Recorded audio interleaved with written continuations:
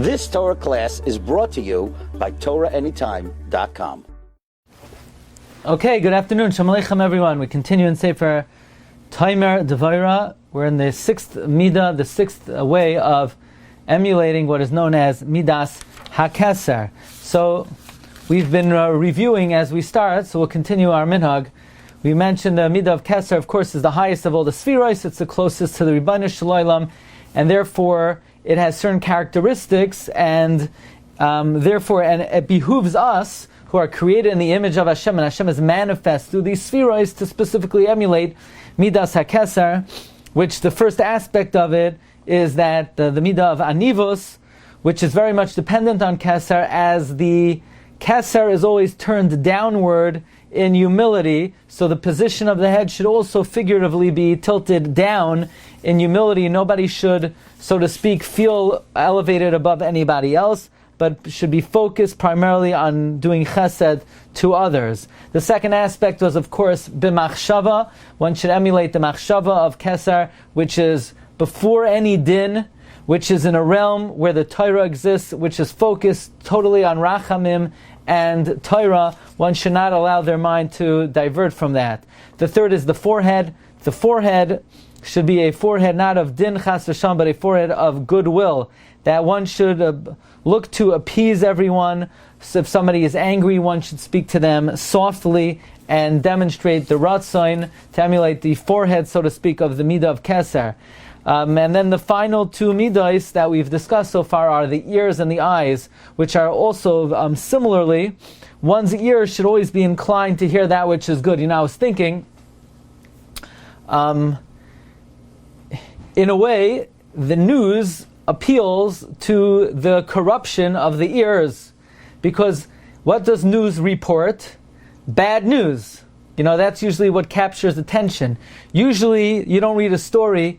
Did you hear about the person who crossed the old lady down the street? No, usually the news is bad news, you know? Like there's a new flu that could be, you know, when's the next pandemic? When's the next wave? When's the bad cases? So news is appealing to the sense that a person has, sort of the Yetzer Hara, to want to hear bad things. So one should sort of inculcate the opposite desire. In other words, one should avoid the temptation of always having to hear the news. You know, just because it's a new day, we're very drawn, and obviously it's very appealing, but let's think about it for a moment. Let's evaluate if it's appealing to our desire to hear bad reports, but to emulate the Middah of Kesser, one should only want to hear good news, good reports, besurais tovos, and as the Talmud Devorah says, those things that get a person angry, it should not even register. And then number 5, we spoke about the eyes. The eyes should see only good. And we mentioned a very important idea, that another idea to bolster zehiros in what we see is, aside from the fact of the impropriety of looking at something immoral, but besides that, this would be contravening the principle that we want to emulate the eyes of HaKadosh Baruch Hu, which only see dvarim toivim v'ru'im. Okay, now we're up to the sixth midah, the sixth aspect of Kesser is b'chaytmai, in the nose. Now what does that mean, in the nose? How do you emulate the nose of Hashem? So firstly, you have to have a Jewish nose. You say, okay, we already have a Jewish nose. What does it mean to have a Jewish nose? When my grandmother was in the Holocaust, she, I don't know, did I ever tell you about her book? She has a book, you got to get this book, Flares of Memory. It's a book of Holocaust survivors. I think it's published by University of Kentucky Press. A bunch of Holocaust survivors from Pittsburgh. And when she was hiding out from the Germans, so she was accused, or she was worried, and I think maybe both, of having a Jewish nose.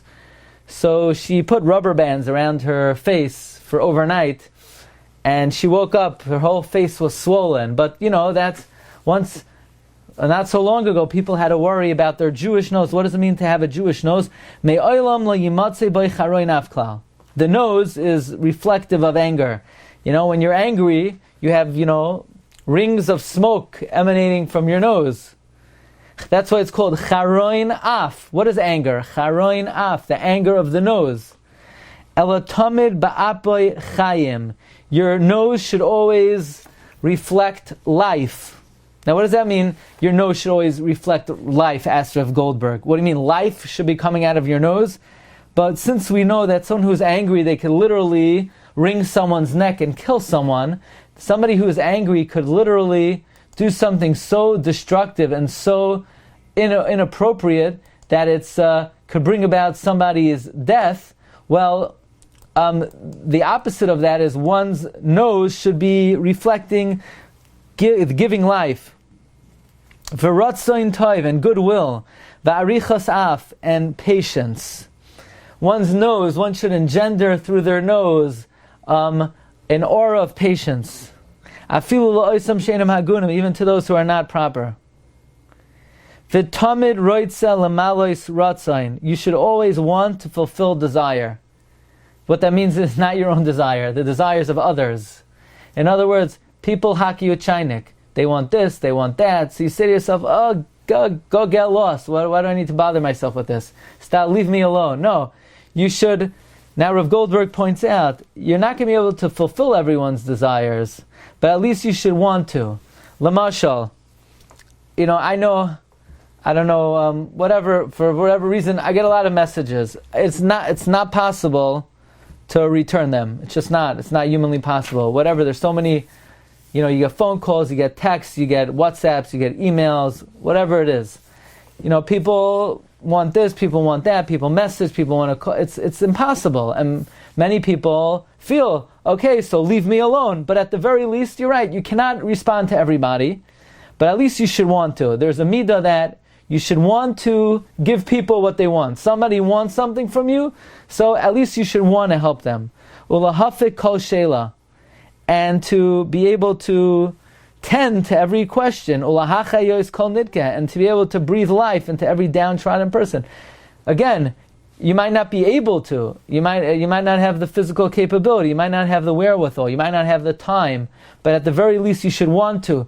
So you're telling me I should want to help someone? I should want to help everyone?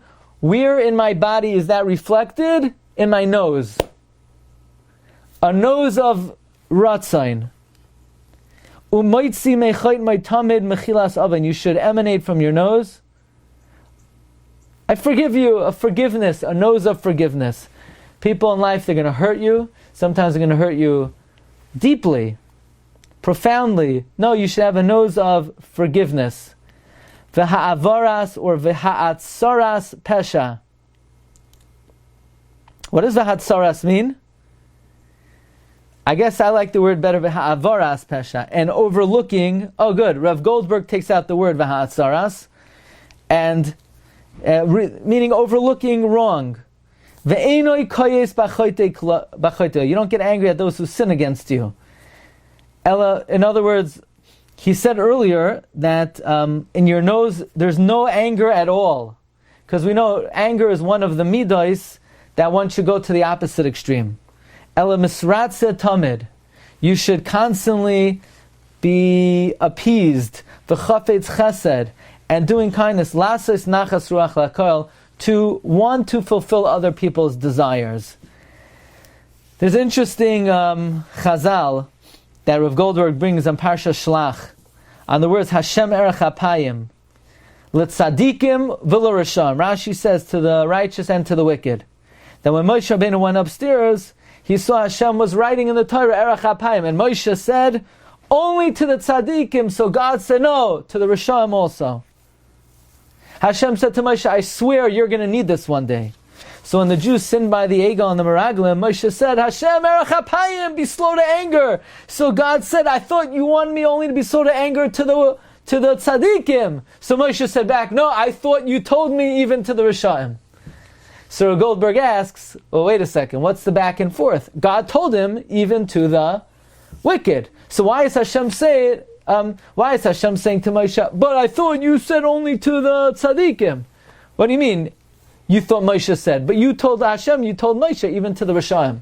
So what's the Shakla Bataria here, where Hashem's playing Kiviyachal? It's like he said, she said, well, I'm not giving it to you because you said it. I know Moshe could say back, but you, Ribbono Shel Olam, you told me even to the Rishaim. So Rav Goldberg says, like we explained this klal many times, that these Yud Gimel Midos Harachimim are not absolute. Hashem manifests them if we act that way. If we accord ourselves with that midah, then Hashem shows it from above. So Moshe Rabbeinu davened to Hashem erech hapayim. So Hashem said, I can't be erech hapayim to the Rishaim because you, Moshe, you said only to the tzaddikim. So you're right, innately I would like to be slow to anger to the wicked, but I can't because since you said that midah is only to the tzaddikim, I can't give it to you, I can't show it to you. And Moshe said back, well, wait a second, but when you, Ribbon Shalom, told me, af l'Rishaim, I was makabel what you told me, and therefore, I too believe and accept that the midah of erech hapayim applies even to the Rishaim. Okay, so this is the sixth midah, the midah of a nose of Glatstein. So the next time someone in your family says, could you, can't you, won't you, will you, when are you going to? Instead of saying, enough already, stop bothering me, you should say, at the very least, I really want to.